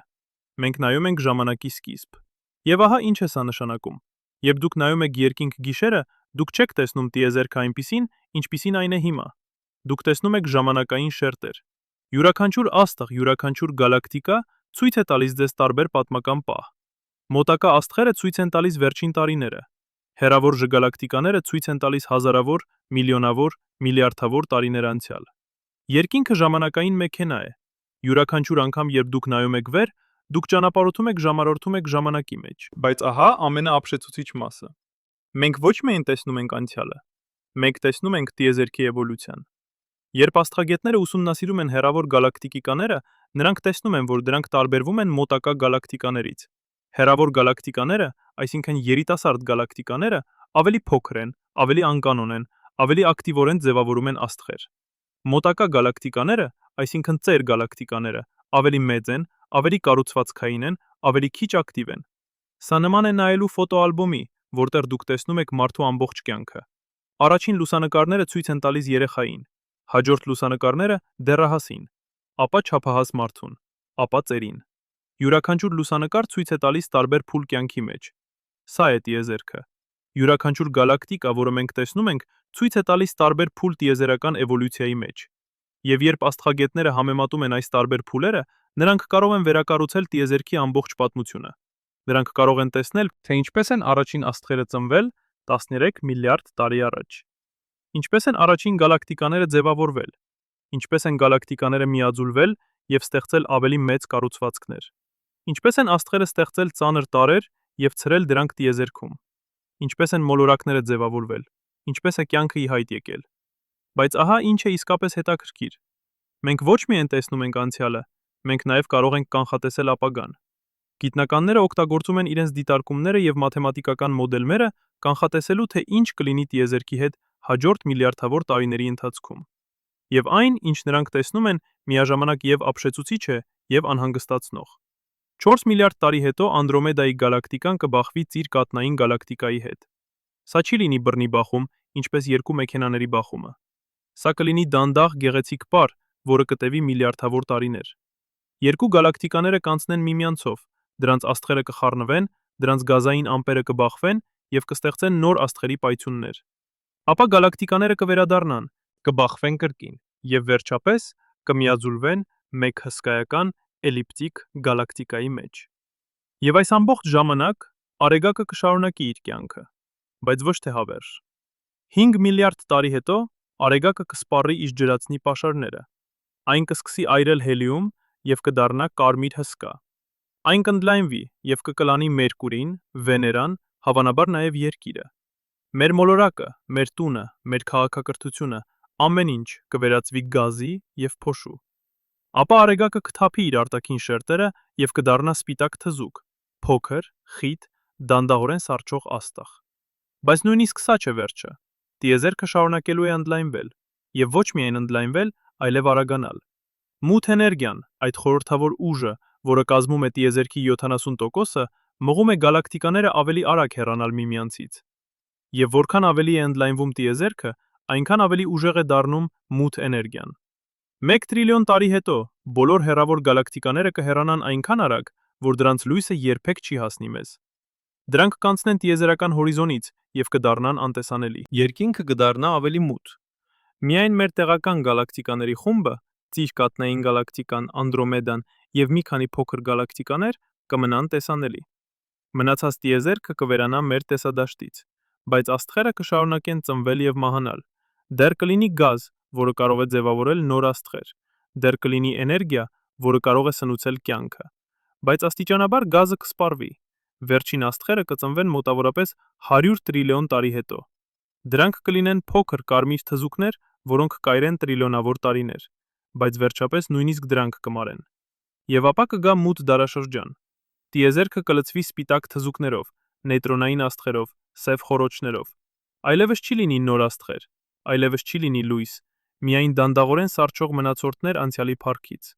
եւ նույնիսկ այդ մնացորդները աստիճանաբար կքայքայվեն։ Սպիտակ թզուկները կսառչեն եւ կդառնան սև թզուկներ։ Նեյտրոնային աստղերը կքայքայվեն։ Նույնիսկ սև խոռոչները, այդ անհաղթահարելի հրեշները, կսկսեն գոլորշիանալ Հոքինգի ճառագայթման միջոցով։ 1 Google տարի հետո, սա մեկն է 100 զրոներով, նույնիսկ սև խոռոչները կվերանան։ Տիեզերքը կդառնա գրեթե դատարկ, միայն ֆոտոններ, նեյտրինոներ եւ այլ տարրական մասնիկներ կշարժվեն անսահման ընդլայնվող տարածության մեջ։ Ջերմաստիճանը կմոտենա բացարձակ 0-ի, էնտրոպիան կհասնի իր մաքսիմումին։ Սա կլինի ջերմային մահ, տիեզերքի վերջնական ճակատագիրը։ Բայց ահա ինչ է իսկապես ապշեցուցիչ։ Այս ամբողջ պատմությունը 13 միլիարդ 800 միլիոն տարի անցյալից մինչև անսահման հեռավոր ապագա տեղի է ունենում հենց հիմա։ Յուրաքանչյուր պահ տիեզերքի պատմության մեջ տեղի է ունենում ինչ-որտեղ տիեզերքում։ Երբ դուք նայում եք հեռավոր գալակտիկաներին, դուք տեսնում եք տիեզերքի երիտասարդությունը։ Երբ դուք նայում եք մոտակա աստղերին, դուք տեսնում եք տիեզերքի միջին տարիքը։ Երբ դուք նայում եք արեգակին, դուք տեսնում եք աստղ, որը գտնվում է իր կյանքի կեսին։ Եվ ամենակարևորը, երբ դուք նայում եք հայելու մեջ, դուք տեսնում եք տիեզերքի գիտակցությունը։ Դուք տեսնում եք մասնիկներ, որոնք կազմակերպվել են այնպես, որ կարող են մտածել, զգալ, հասկանալ։ Դուք տեսնում եք ատոմներ, որոնք ծնվել են աստղերի սրտում, պայթել են գերնորաստղերում, ցրվել են տիեզերքում, հավաքվել են մոլորակների վրա եւ հիմա կազմում են ձեր մարմինը, ձեր ուղեղը, ձեր գիտակցությունը։ Դուք չեք պարզապես դիտում տիեզերքը, դուք տիեզերքի մասն եք։ Յուրաքանչյուր ատոմ ձեր մարմնում ծնվել է աստղի ներսում։ Ձեր մարմնի ածխածինը, ձեր արյան երկաթը, ձեր ոսկորների կալցիումը, բոլորը ստեղծվել են աստղերում եւ ցրվել են տիեզերքում գերնորաստղերի պայթյունների միջոցով։ Դուք բառացիորեն աստղային փոշի եք, բայց դուք աստղային փոշի եք, որը կարող է մտածել, զգալ, հասկանալ։ Եվ հենց այստեղ է, որ մենք հանդիպում ենք ամենախորը հարցին. ինչու։ Ինչու է նչուե տիեզերքը ստեղծել գիտակցություն։ Ինչու են ատոմները կազմակերպվել այնպես, որ կարող են մտածել։ Ինչու է տիեզերքը ստեղծել էակներ, որոնք կարող են հասկանալ տիեզերքը։ Գուցե պատասխանը պարզ է։ Գուցե տիեզերքը պետք է դիտվի, որպեսզի գոյություն ունենա։ Գուցե գիտակցությունը ոչ թե պատահական երևույթ է, այլ տիեզերքի հիմնարար հատկությունը։ Գուցե մենք ոչ թե պարզապես դիտորդներ ենք, այլ մասնակիցներ ենք տիեզերքի ստեղծման գործընթացում։ Կամ գուցե պատասխանը ավելի պարզ է։ Գուցե տիեզերքը չունի նպատակ։ Գուցե այն պարզապես գոյություն ունի, եւ մենք, գիտակցությամբ օժտված էակներս, պարզապես բախտավոր ենք, որ կարող ենք դիտել այն, հասկանալ այն, զարմանալ դրանով։ Բայց անկախ պատասխանից մեկ բան հստակ է. մենք ապրում ենք անհավատալի տիեզերքում։ Տիեզերք, որը ընդլայնվում է 300,000 կմ/վ արագությամբ։ Տիեզերք, որտեղ աստղերը ապարում են միլիարդավոր տարիների ընթացքում։ Տիեզերք, որտեղ գալակտիկաները բախվում են եւ ստեղծում են նոր աշխարհներ։ Տիեզերք, որը ծնվել է 13 միլիարդ 800 միլիոն տարի առաջ եւ կշարունակի գոյություն ունենալ անսահման ժամանակ։ Եվ մենք, փոքրիկ էակներս, փոքրիկ մոլորակի վրա, կարող ենք հասկանալ այս ամենը։ Մենք կարող ենք չափել աստղերի հեռավորությունները։ Մենք կարող ենք հաշվարկել գալակտիկաների զանգվածները։ Մենք կարող ենք կանխատեսել տիեզերքի ապագան։ Մենք կարող ենք հասկանալ մեր սեփական ծագումը աստղերից մինչև գիտակցություն։ Բայց ահա ամենակարևոր դասը։ Մենք չենք կարող տեսնել աստղերի շարժումը մեր կարճ կյանքի ընթացքում, բայց մենք կարող ենք հասկանալ այն։ Մենք չենք կարող ապրել միլիարդավոր տարիներ տեսնելու գալակտիկաների բախումները, բայց մենք կարող ենք մոդելավորել դրանք։ Մենք չենք կարող ճանապարհորդել տիեզերքի եզրերը, բայց մենք կարող ենք ուսումնասիրել դրանք հեռադիտակների միջոցով։ Մեր զգայարանները սահմանափակված են։ Մեր կյանքի տևողությունը սահմանափակված է։ Մեր ֆիզիկական հնարավորությունները սահմանափակված են, բայց մեր հասկացողությունը սահմանափակացված չէ։ Մենք կարող ենք օգտագործել գիտությունը, մաթեմատիկան, տեխնոլոգիան հաղթահարելու մեր սահմանափակումները։ Մենք կարող ենք տեսնել այն, ինչ մեր աչքերը չեն կարող տեսնել։ Մենք կարող ենք հասկանալ այն, ինչ մեր ինտուիցիան չի կարող հասկանալ։ Եվ երբ մենք անում ենք սա, մենք փոխում ենք մեր հարաբերությունը տիեզերքի հետ։ Մենք այլևս ոչ թե անօգնական դիտորդներ ենք անհասկանալի երևույթների, մենք ակտիվ հետազոտողներ ենք, որոնք բացահայտում են տիեզերքի գաղտնիքները։ Մենք ստեղծողներ ենք, որոնք կառուցում են գործիքներ եւ տեխնոլոգիաներ, ընդլայնելու մեր ընկալումը։ Մենք մտածողներ ենք, որոնք փորձում են հասկանալ մեր տեղը այս անսահման տիեզերքում։ Եվ գուցե հենց սա է մեր իսկական նպատակը։ Ոչ թե պարզապես գոյատևել, ոչ թե պարզապես բազմանալ, այլ հասկանալ։ Հասկանալ տիեզերքը, հասկանալ մեր տեղը դրանում, հասկանալ, թե ինչպես ենք մենք, փոքրիկ էակներս, փոքրիկ մոլորակի վրա, կապված անսահման տիեզերքի հետ։ Եվ երբ մենք նայում ենք երկինք գիշերը եւ տեսնում ենք աստղերը, որոնք թվում են անշարժ, մենք հիմա գիտենք ճշմարտությունը։ Դրանք շարժվում են։ Դրանք ապրում են տիեզերական բալետ։ Դրանք ծնվում են, ապրում են եւ մահանում են։ Դրանք մաս են կազմում հսկայական, դինամիկ, մշտապես փոխվող տիեզերքի։ Բայց մենք չենք կարող տեսնել այդ շարժումը մեր կարճ կյանքի ընթացքում։ Մենք ապրում ենք սխալ ժամանակային մասշտաբում։ Մենք նման ենք միջատի, որը ապրում է 1 օր եւ կարծում է, որ ծառերը հավերժ են։ Բայց մենք ունենք մի բան, ինչ միջատը չունի։ Մենք ունենք դիտություն։ Մենք ունենք մաթեմատիկա։ Մենք ունենք տեխնոլոգիա։ Մենք ունենք հասկացողություն։ Եվ այդ հասկացողությունը թույլ է տալիս մեզ տեսնել այն, ինչ մեր աչքերը չեն կարող տեսնել։ Տեսնել աստղերի պարը, տեսնել գելգալակտիկաների բախումները, տեսնել տիեզերքի ընդլայնումը, տեսնել մեր սեփական ծագումը եւ ճակատագիրը։ Եվ սա է տիեզերքի ամենամեծ նվերը մեզ համար։ Ոչ թե անշարժ հավերժ երկինք, այլ դինամիկ, փոխվող կենդանի տիեզերք։ Տիեզերք, որը մշտապես շարժման մեջ է։ Տիեզերք, որը մշտապես փոխվում է։ Տիեզերք, որը մշտապես զարմացնում է մեզ նոր հայտնագործություններով։ Եվ մենք, փոքրիկ էակներս փոքրիկ մոլորակի վրա, ունենք արտոնությունը, ապրելու այս անհավատալի տիեզերքում։ Ունենք արտոնությունը դիտելու այն։ Ունենք արտոնությունը հասկանալու այն։ Ունենք արտոնությունը զարմանալու դրանով։ Եվ երբ մենք նայում ենք երկինք գիշերը, մենք այլևս չենք տեսնում անշարժ աստղեր։ Մենք տեսնում ենք տիեզերական պար։ Պար, որը տևում է միլիարդավոր տարիներ։ Պար, որը ներառում է 100 միլիարդավոր աստղեր։ Պար, որը ստեղծում է նոր աշխարհներ, նոր հնարավորություններ, նոր կյանք։ Եվ մենք, մարդիկս, մաս ենք այդ պարի։ Մենք ոչ թե պարզապես դիտորդներ ենք, մենք պարողներ ենք։ Մենք շարժվում ենք տիեզերքում հազարավոր կիլոմետր վայրկյանում արագությամբ։ Մենք պտտվում ենք գալակտիկայի կենտրոնի շուրջ։ Մենք մասնակցում ենք տիեզերական բալետին։ Բայց մենք ունենք մի բան եզակի։ Մենք կարող ենք հասկանալ այդ պարը։ Մենք կարող ենք տեսնել նրա գեղեցկությունը։ Մենք կարող ենք գնահատել նրա մասշտաբները։ Մենք կարող ենք զարմանալ նրա բարդությամբ։ Եվ գուցե հենց սա է մեր իսկական նպատակը այս տիեզերքում։ Ոչ թե պարզապես գոյատևել, ոչ թե պարզապես բազմանալ, այլ հասկանալ։ Հասկանալ տիեզերքը, հասկանալ մեր տեղը դրանում, հասկանալ, թե ինչպես ենք մենք կապված այս անսահման, դինամիկ, զարմանալի տիեզերքի հետ։ Բայց եկեք կանգ առնենք մի պահ։ Հասկանում եմ ձեզ կատարյալ։ Հենց հիմա, երբ ես պատմում եմ ձեզ աստղերի անտեսանելի պարի, գալակտիկաների բախումների եւ տիեզերքի ընդլայնման մասին, ձեր ուղեղի մի մասը հավանաբար մտածում է. սա հնչում է որպես գիտական ֆանտաստիկա, սա հնչում է չափազանց անհավատալի, որպիսի լինի ճշմարիտ։ Եվ գիտեք ինչ? Դուք իրավացի եք լինել կասկածամիտ։ Մենք ապրում ենք դարաշրջանում, երբ սոցիալական ցանցերը լի են սեփականաշահ գիտական տեսություններով։ Երբ յուրաքանչյուր երկրորդ վիդեոն խոստանում է բացահայտել այն, ինչ գիտնականները թաքցնում են ձեզանից, երբ քվանտային մեխանիկան օգտագործվում է արդարացնելու ցանկացած էզոթերիկ գաղափար, երբ տիեզերական էներգիան եւ թրթռումները վաճառվում են որպես գիտություն։ Ուստի եկեք լինենք բացարձակ ազնիվ։ Այն, ինչ ես պատմում եմ ձեզ, ոչ թե սեփականաշահ տեսություն է, սա ոչ թե փիլիսոփայական սպեկուլյացիա է, սա չափելի, ստուգելի, կրկնելի գիտություն է։ Յուրաքանչյուր թիվ, որը ես նշել եմ, երկրի պտույտի արագությունը, աստղերի հեռավորությունները, գալակտիկաների զանգվածները, չափվել է հարյուրավոր անկախ աստղագետների կողմից, տարբեր երկրներում, տարբեր հեռադիտակներով, տարբեր մեթոդներով։ Եվ բոլոր այդ չափումները համընկնում են։ Երբ ես ասում եմ, որ Անդրոմեդայի գալակտիկան գտնվում է 2.500.000 լուսատարի հեռավորության վրա, սա ոչ թե գուշակություն է, սա չափվել է պարալաքսի մեթոդով, կեֆեիդ փոփոխականների միջոցով, գերնորաստղերի պայծառությամբ։ 3 տարբեր մեթոդ, 3 տարբեր սկզբունք, եւ բոլորը տալիս են նույն պատասխանը՝ 2.500.000 լուսատարի։ Սա ոչ թե պատահականություն է, սա իրականություն է։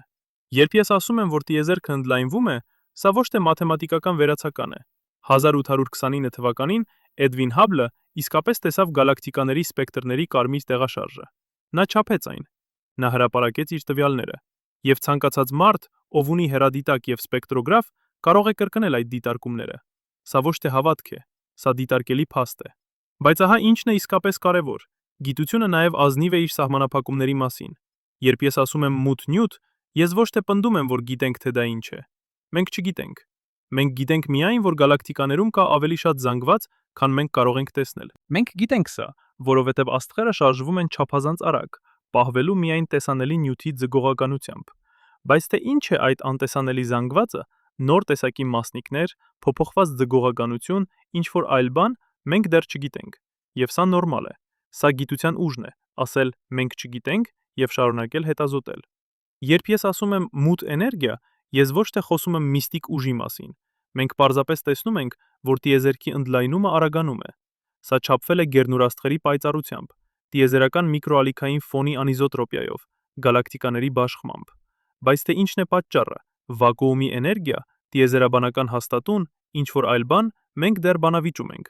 եւ սա նորմալ է։ Գիտությունը ոչ թե վերջնական պատասխաններ է, գիտությունը գործընթաց է, աստիճանաբար մոտենալու ճշմարտությանը։ Եվ հենց այստեղ է տարբերությունը իրական գիտության եւ սեփականաշահ տեսությունների միջև։ Իրական գիտությունը ցույց է տալիս իր հաշվարկները, այն հրապարակում է իր տվյալները, այն թույլ է տալիս ուրիշներին ստուգես իր արդյունքները, այն ընդունում է իր սխալները, այն փոխում է իր տեսակետները, երբ հայտնվում են նոր ապացույցներ։ Սեփականաշահ տեսությունները անում են հակառակը, դրանք թաքցնում են իրենց մեթոդները, խուսափում են ստուգումներից, անտեսում են հակասող ապացույցները, պնդում են, որ պաշտոնական գիտությունը ճնշում է դրանք։ Ուստի երբ ես պատմում եմ ձեզ, որ աստղերը շարժվում են, բայց մենք չենք կարող տեսնել այդ շարժումը մեր կարճ կյանքի ընթացքում, ցածքում սա ոչ թե փիլիսոփայական մետաֆորա է, սա մաթեմատիկական իրողություն է։ Եկեք հաշվենք միասին։ Բարնարդի աստղը, մեր ամենաարագ շարժվող հարևանը, տեղափոխվում է երկնքում 10 վայրկյան աղեղով տարեկան։ 10 վայրկյան աղեղ։ Սա ինչ է նշանակում։ 1 աստիճանը բաղկացած է 60 րոպեից, 1 րոպեն բաղկացած է 60 վայրկյանից, ուստի 1 աստիճանը հավասար է 3600 վայրկյանի։ Լուսնի տրամագիծը երկնքում մոտավորապես կես աստիճան է, այսինքն 1800 վայրկյան։ Բարնարդի աստղը շարժվում է 10 վայրկյան աղեղով տարեկան, ուստի որպեսզի այն անցնի լուսնի տրամագծին հավասար հեռավորություն, պետք է անցնեն 1800 բաժանել 10 հավասար 180 տարի։ 180 տարի։ Սա ավելի է, քան 2 մարդկային կյանք։ Սա ավելի է, քան ամերիկյան անկախության հռչակագրից մինչև այսօր։ Եվ սա մեր ամենաարագ շարժվող հարևանն է։ Մյուս աստղերը շարժվում են դեռ ավելի դանդաղ։ Սիրիուսը տեղափոխվում է 1.3 վայրկյան աղեղով տարեկան։ Վեգան 0.36 վայրկյան աղեղով։ Բետելգեյզեն 0.03 վայրկյան աղեղով։ Սրանք ոչ թե գուշակություններ են, սրանք չափումներ են։ Յուրաքանչյուր աստղ ունի իր սեփական շարժումը, որը կոչվում է սեփական շարժում։ Եվ այս շարժումը չափվել է տասնամյակներ շարունակ, համեմատելով լուսանկարները տարբեր ժամանակներից։ Առաջին լուսանկարները արվել են 19-րդ դարում։ Վերջին լուսանկարները արվում են հիմա։ Եվ երբ մենք համեմատում ենք դրանք, մենք տեսնում ենք աստղերի դանդաղ տեղաշարժը։ Բայց ահա ինչն է իսկապես ապշեցուցիչ։ Մենք ոչ միայն տեսնում ենք աստղերի շարժումը երկնքում, մենք նաև կարող ենք չափել դրանց շարժումը դեպի մեզ կամ հեռու մեզանից։ Սա կոչվում է ռադիալ արագություն։ Եվ այն չափվում է Դոպլերի էֆեկտի միջոցով։ Երբ աստղը մոտենում է մեզ, նրա լույսի ալիքները սեղմվում են։ Դրանք դառնում են ավելի կարճ, ավելի կապույտ։ Երբ աստղը հեռանում է մեզանից, նրա լույսի ալիքները ձգվում են։ Դրանք դառնում են ավելի երկար, ավելի կարմիր։ Եվ մենք կարող ենք չափել այս տեղաշարժը անհավատալի ճշգրտությամբ։ Ժամանակակից սպեկտրոգրաֆները կարող են չափել արագություններ մինչև 1 մետր վայրկյանում։ 1 մետր վայրկյանում, սա քայլելու արագությունն է։ Մենք կարող ենք չափել աստղերի շարժումը քայլելու արագությամբ, տասնյակ լուսատարիների հեռավորության վրա։ Եվ երբ մենք համատեղում ենք այս երկու չափումները, սեփական շարժումը երկնքում եւ ռադիալ արագությունը դեպի մեզ կամ հեռու մեզանից, մենք ստանում ենք աստղի ամբողջական եռաչափ արագությունը տիեզերքում։ Մենք տեսնում ենք ոչ միայն այն, թե որտեղ է աստղը շարժվում երկնքում, այլև որքան արագ է այն մոտենում կամ հեռանում։ Մենք տեսնում ենք աստղի իրական ուղեծիրը տիեզերքում։ Եվ երբ մենք անում ենք սա հարյուրավոր, հազարավոր, միլիոնավոր աստղերի համար, մենք սկսում ենք տեսնել նախշեր։ Մենք տեսնում ենք, որ աստղերը ոչ թե պատահականորեն շարժվում են, դրանք շարժվում են խմբերով։ Դրանք կազմում են հոսքեր, ալիքներ, կառուցվածքներ։ Որոշ աստղեր ծնվել են միասին նույն գազային ամպից եւ դեռ շարժվում են միասին։ Որոշ աստղեր գալուստ են այլ գալակտիկաներից եւ շարժվում են տարօրինակ ուղղություններով։ Որոշ աստղեր արտաձգվել են գալակտիկայի կենտրոնից եւ փախչում են միջգալակտիկական տարածություն։ Յուրաքանչյուր աստղ պատմում է պատմություն։ Պատմություն ունի իր ծագման, իր ճանապարհորդության, իր ճակատագրի մասին։ Եվ երբ մենք կարդում ենք այս պատմությունները, մենք սկսում ենք հասկանալ մեր գալակտիկայի պատմությունը։ Մենք տեսնում ենք, թե ինչպես է ծիր կատնային գալակտիկան ձևավորվել 13 միլիարդ տարի առաջ։ Ինչպես է այն կլանել փոքր գալակտիկաներ։ Ինչպես են աստղերը ծնվել եւ մահացել սերունդներ շարունակ։ Ինչպես է մեր արևային համակարգը ձևավորվել 4.6 միլիարդ տարի առաջ։ Բայց եկեք խոսենք ավելի մեծ մասշտաբների մասին։ Եկեք խոսենք գալակտիկաների շարժման մասին։ Որովհետև եթե աստղերի շարժումը դժվար է տեսնել, ապա գալակտիկաների շարժումը գրեթե անհնար է տեսնել մարդկային կյանքի ընթացքում։ Անդրոմեդայի գալակտիկան մոտենում է մեզ 112 կմ/վայրկյանում արագությամբ։ 112 կմ/վայրկյանում։ Սա 432,000 կմ/ժ է։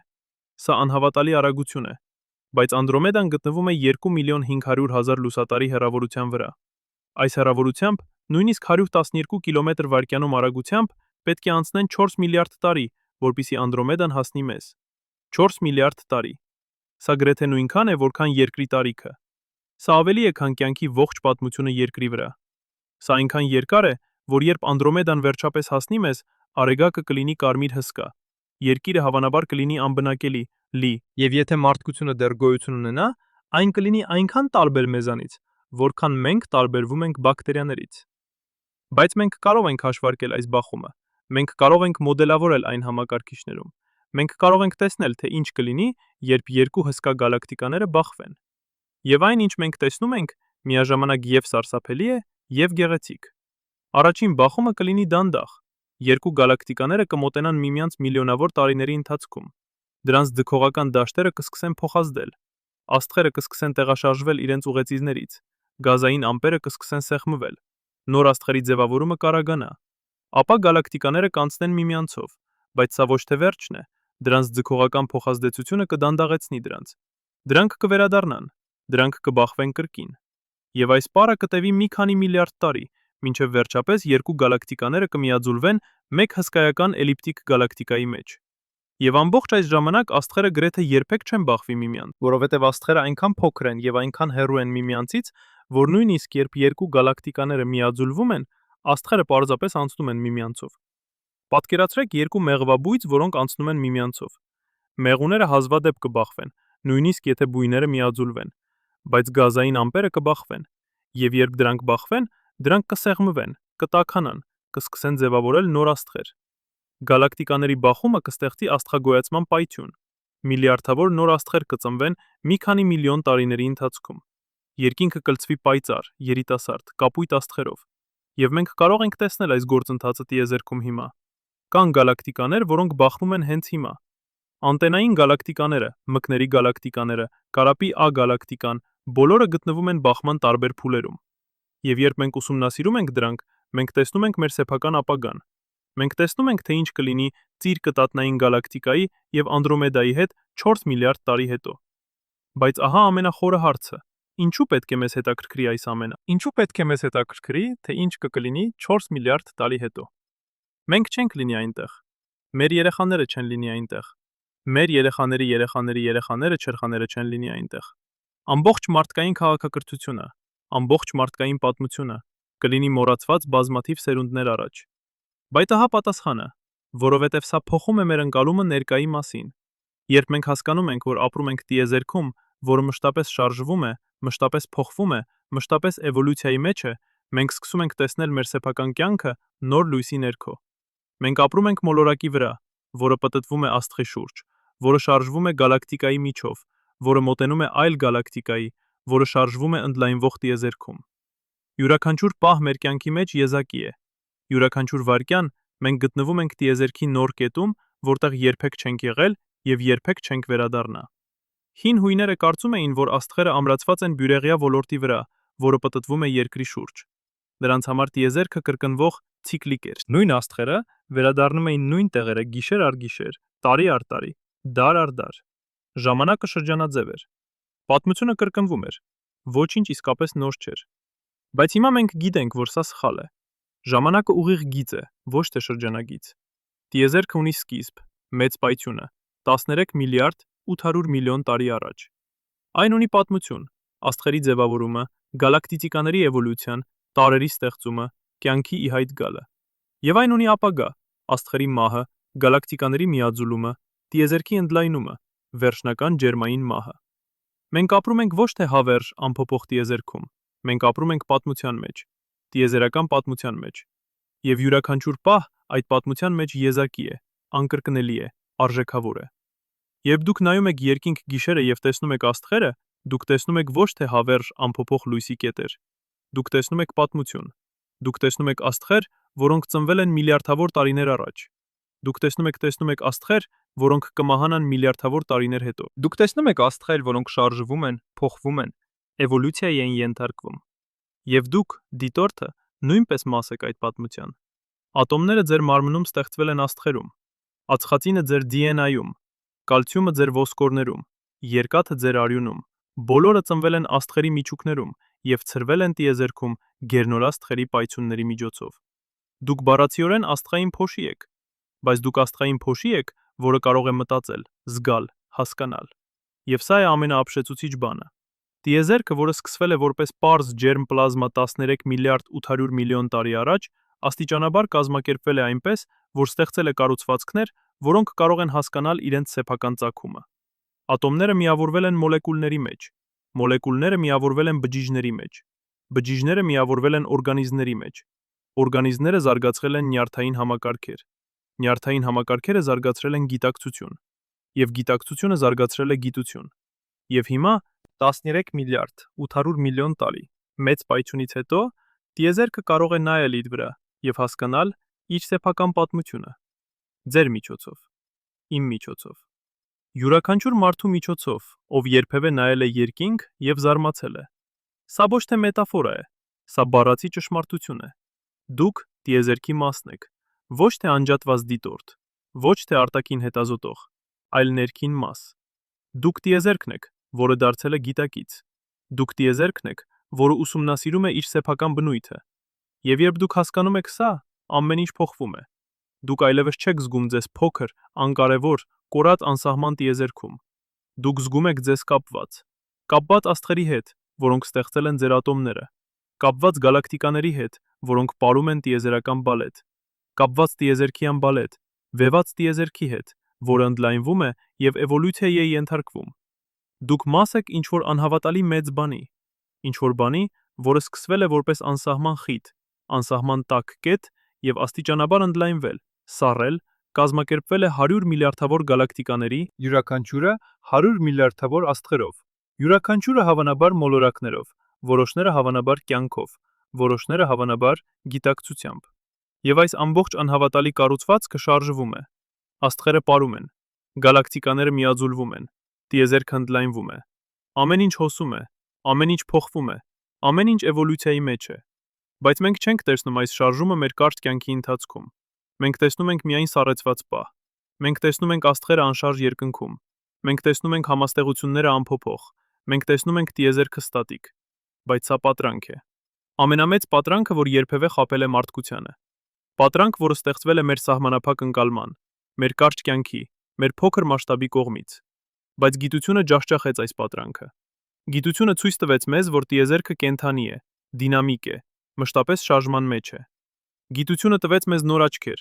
տեսնելու այն, ինչ մեր կենսաբանական աչքերը չեն կարող տեսնել։ Գիտությունը տվեց մեզ նոր ժամանակային զգացողություն, ընկալելու այն, ինչ մեր կարճ կյանքը չի թույլ տալիս ընկալել։ Եվ հիմա, երբ մենք նայում ենք երկինք, մենք տեսնում ենք ոչ թե անշարժ աստղեր, մենք տեսնում ենք տիեզերական պար։ Պար, որը տևում է միլիարդավոր տարիներ։ Պար, որը ներառում է 100 միլիարդավոր աստղեր։ Պար, որը ստեղծում է նոր աշխարհներ, նոր հնարավորություններ, նոր կյանք։ Եվ մենք, փոքրիկ էակներս, փոքրիկ մոլորակի վրա, ունենք արտոնությունը հասկանալու այս պարը։ Ունենք արտոնությունը տեսնելու տիեզերքի իսկական բնույթը։ Ունենք արտոնությունը գիտենալու, որ մենք ապրում ենք ոչ թե սառեցված, անշարժ տիեզերքում, այլ կենդանի, շնչող, մշտապես փոխվող տիեզերքում։ Եվ սա է ամենամեծ նվերը, որ գիտությունը տվել է մեզ։ Ոչ թե տեխնոլոգիան, ոչ թե հարմարավետությունը, այլ հասկացողությունը։ Հասկացողությունը, որացողությունը, որ մենք ապրում ենք անհավատալի տիեզերքում։ Տիեզերք, որը շատ ավելի հետաքրքիր է, շատ ավելի դինամիկ է, շատ ավելի զարմանալի է, քան ցանկացած պատրանք։ Եվ հենց այստեղ, այս պահին, մենք հասնում ենք ամենախորը հարցին։ Հարցին, որը միշտ եղել է փիլիսոփայության սրտում։ Ինչ է իրականությունը։ Ո՞րն է իրականությունը։ Կանությունը այն, ինչ մենք տեսնում ենք, թե այն, ինչ գիտությունը բացահայտում է մեզ։ Երբ դուք նայում եք երկինք գիշերը եւ տեսնում եք անշարժ աստղեր, դուք տեսնում եք իրականություն։ Բայց սա իրականությունն է ձեր զգայարանների համար, ձեր ուղեղի համար, ձեր կարճ կյանքի համար։ Սա իրականությունն է մարդկային մասշտաբում։ Եվ այս իրականությունը ճիշտ է։ Աստղերը իսկապես թվում են անշարժ։ Համաստեղությունները իսկապես մնում են նույնը սերունդներ շարունակ։ Սա ոչ թե պատրանք է, սա ձեր փորձառությունն է։ Բայց կա նաև այլ իրականություն։ Իրականություն, որը բացահայտվում է, երբ մենք ընդլայնում ենք մեր ժամանակային մասշտաբը։ Երբ մենք չափում ենք ոչ թե տարիներով, այլ միլիոնավոր տարիներով։ Երբ մենք նայում ենք ոչ թե մեր աչքերով, այլ հեռադիտակներով, սպեկտրոգրաֆներով, մաթեմատիկական մոդելներով։ Եվ այս իրականության մեջ աստղերը շարժվում են, գալակտիկաները պարում են, տիեզերքը ընդլայնվում է։ Որը ճիշտ է։ Երկուսն էլ։ Դրանք պարզապես տարբեր հեռանկարներ են նույն իրականության վրա։ Պատկերացրեք, որ դուք նայում եք լեռան։ Ձեր աչքերը տեսնում են անշարժ, հավերժ կառուցվածք։ Բայց եթե դուք կարող էիք տեսնել միլիոնավոր տարիներ, դուք կտեսնեիք, որ լեռը բարձրանում է, քայքայվում է, փոխվում է։ Երկու տեսակետներն էլ ճիշտ են։ Դրանք պարզապես տարբեր ժամանակային մասշտաբներ են։ Եվ հենց այստեղ է, որ մենք հանդիպում ենք ինչ-որ խորը բանի։ Իրականությունը կախված է դիտորդից, ոչ թե քվանտային մեխանիկայի իմաստով, որտեղ դիտարկումը փոխում է համակարգը, այլ ավելի պարզ իմաստով։ Այն, ինչ դուք տեսնում եք, կախված է նրանից, թե ինչպես եք դուք նայում։ Մրջյունը, որը ապրում է մի օր, տեսնում է անշարժ աշխարհ։ Մարդը, որը ապրում է 70 տարի, տեսնում է դանդաղ փոփոխություններ։ Գիտությունը, որը չափում է միլիոնավոր տարիներ, տեսնում է դինամիկ տիեզերք։ Յուրաքանչյուր հեռանկար ճիշտ է իր սեփական մասշտաբում։ Բայց ահա ինչն է իսկապես հետաքրքիր։ Մենք մարդիկս կարող ենք տեսնել բոլոր այս հեռանկարները միաժամանակ։ Մենք կարող ենք զգալ անշարժությունը մեր ամենօրյա կյանքում։ Եվ միաժամանակ մենք կարող ենք հասկանալ շարժումը մեր գիտական գիտելիքներով։ Մենք կարող ենք պահել երկու իրականությունները մեր գիտակցության մեջ միաժամանակ։ Սա նման է նայելու էշերի նկարին, որտեղ աստիճանները միաժամանակ բարձրանում են և իջնում են, կամ նեկերի խորանարդին, որը կարող է տեսնվել երկու տարբեր կողմերից։ Մեր ուղեղը կարող է պահել երկու հակասական պատկերացումները միաժամանակ։ Եվ երբ մենք անում ենք սա տիեզերքի հետ, մենք ստանում ենք ինչ-որ խորը, հասկացողություն, որ իր իրականությունը բազմաշերտ է։ Բայց եկեք խոսենք այն մասին, ինչ մենք չգիտենք, որովհետև գիտության ամենամեծ ուժը ոչ թե այն է, ինչ այն գիտի, այլ այն, թե որքան ազնիվ է այն իր անգիտության մասին։ Մենք գիտենք, որ աստղերը շարժվում են, բայց մենք չգիտենք, թե ինչ է մութ նյութը, որը կազմում է 85% գալակտիկաների զանգվածից։ Մենք տեսնում ենք նրա ազդեցությունը աստղերի շարժումների վրա։ Մենք չափում ենք նրա ձգողական ուժը, բայց մենք չգիտենք, թե ինչ է այն։ Նոր տեսակի մասնիկներ, փոփոխված ձգողականություն։ Ինչ-որ այլ բան, որը մենք դեռ չենք պատկերացնում։ Մենք գիտենք, որ տիեզերքը ընդլայնվում է, բայց մենք չգիտենք, թե ինչ է մութ էներգիան, որը արագացնում է այդ ընդլայնումը։ Մենք չափում ենք նրա ազդեցությունը։ Մենք տեսնում ենք, որ հեռավոր գալակտիկաները արագանում են, բայց մենք չգիտենք, թե ինչն է պատճառը։ Վակուումի էներգիա, տիեզերաբանական հաստատուն, ինչ-որ հիմնարար հատկություն տարածության։ Մենք գիտենք, որ տիեզերքը ունի սկիզբ, մեծ պայթյունը 13 միլիարդ 800 միլիոն տարի առաջ։ Բայց մենք չգիտենք, թե ինչ էր մեծ պայթյունից առաջ։ Կար ինչ-որ բան։ Ժամանակը սկսվեց մեծ պայթյունով, թե գոյություն ուներ ինչ-որ բան դրանից առաջ։ Մեր մաթեմատիկան խզվում է այդ կետում։ Մեր ֆիզիկան չի աշխատում։ Մենք չգիտենք։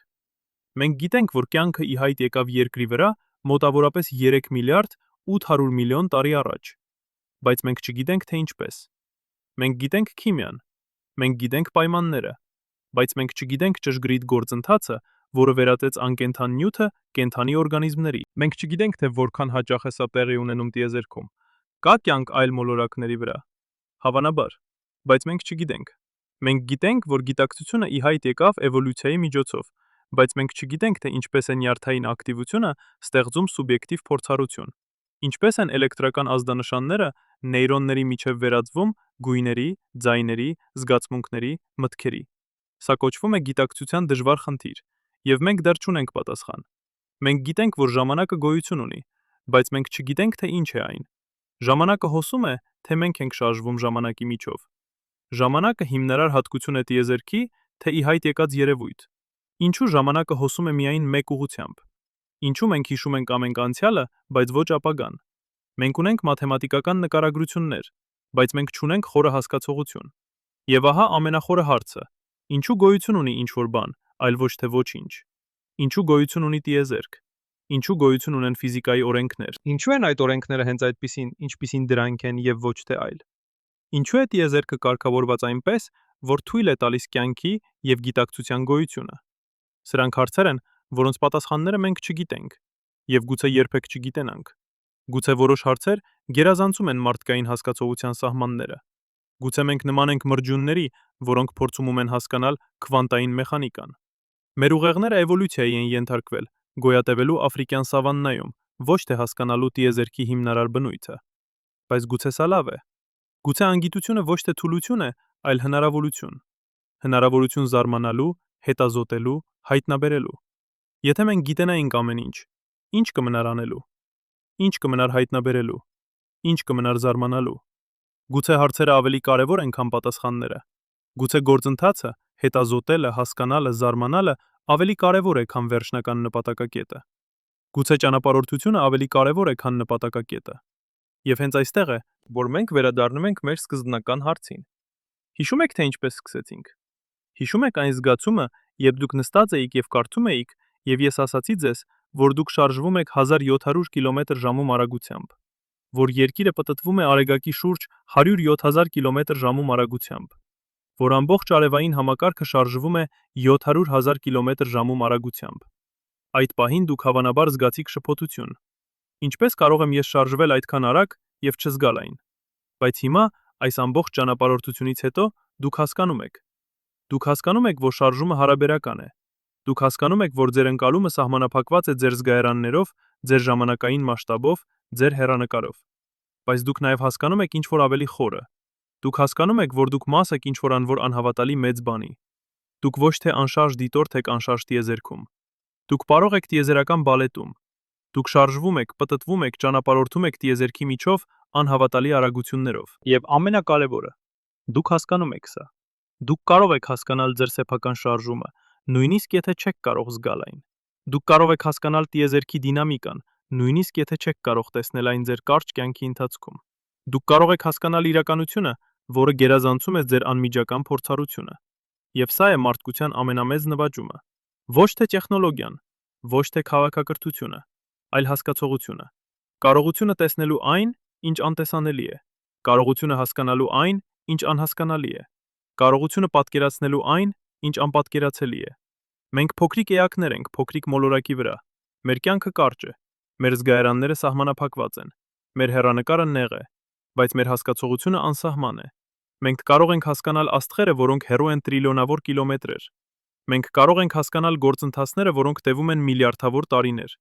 Մենք կարող ենք հասկանալ տիեզերքը, որը ընդլայնվում է անսահման։ Եվ երբ մենք անում ենք սա, մենք փոխում ենք մեր հարաբերությունը իրականության հետ։ Մենք այլևս ոչ թե անօգնական զոհեր ենք մեր սահմանափակ ընկալման։ Մենք ակտիվ մասնակիցներ ենք տիեզերքի ինքնաճանաչման գործընթացում։ Մենք տիեզերքն ենք, որը դարձել է գիտակից։ Տիեզերքը, որը ուսումնասիրում է իր սեփական բնույթը, հիմա պատկերացրեք, որ դուք կրկին նայում եք երկինք գիշերը, բայց այս անգամ դուք տեսնում եք այլ կերպ։ Դուք տեսնում եք աստղերը, որոնք թվում են անշարժ, բայց դուք գիտեք, որ դրանք շարժվում են։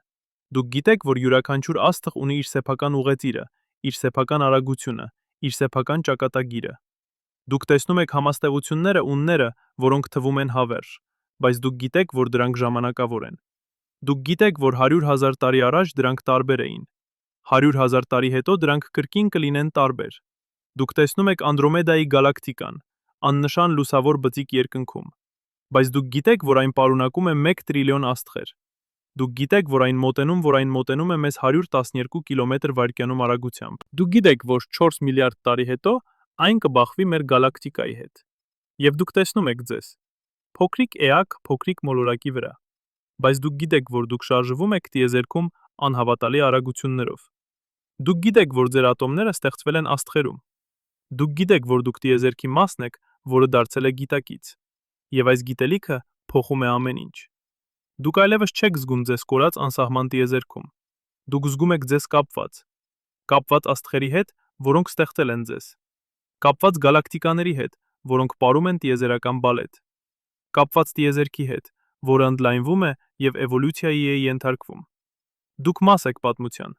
տիեզերական պատմության։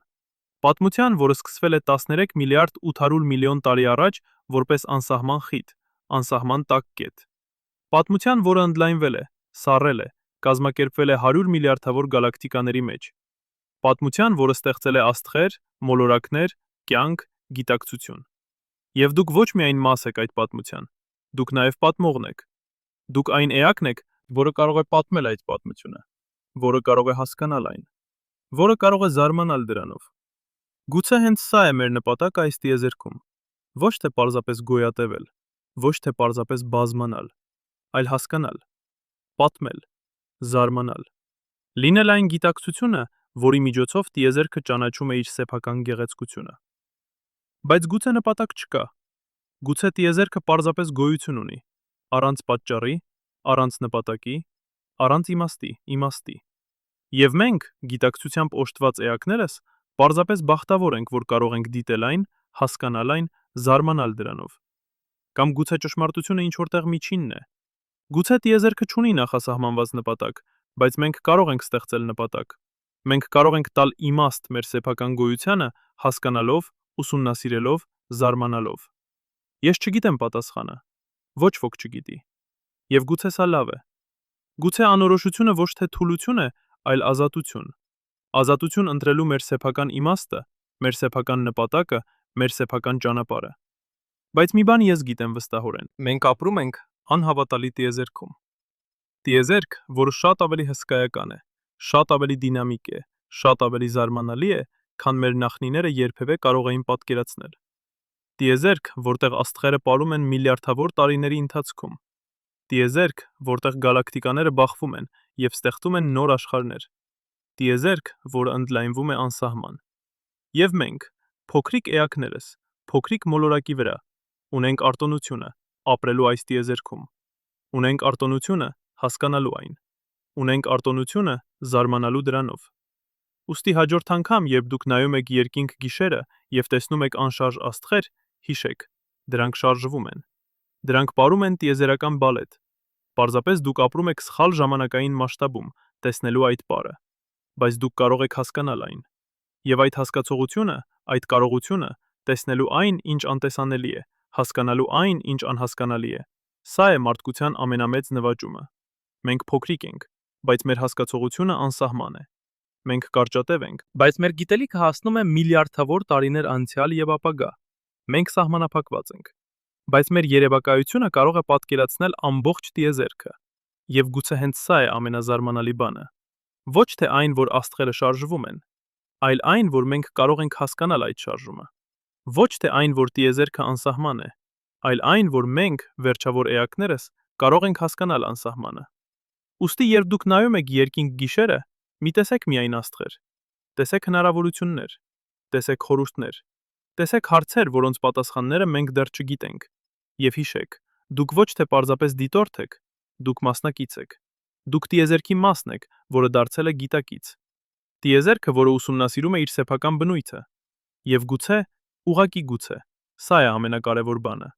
Ոչ թե պատասխանները, այլ հարցերը։ Ոչ թե նպատակակետը, այլ ճանապարհորդությունը։ Ոչ թե իմաստը, որը մենք գտնում ենք, այլ իմաստը, որը մենք ստեղծում ենք։ Որովհետև վերջում, երբ բոլոր աստղերը մարեն, երբ բոլոր գալակտիկաները ցրվեն, երբ տիեզերքը սառչի մինչև բացարձակ 0, մի բան կմնա։ Այն փաստը, որ մի պահ, մի կարճ, գեղեցիկ պահ, տիեզերքի պատմության մեջ կային էակներ, որոնք կարող էին նայել աստղերին եւ զարմանալ։ Եվ գուցե սա բավական է։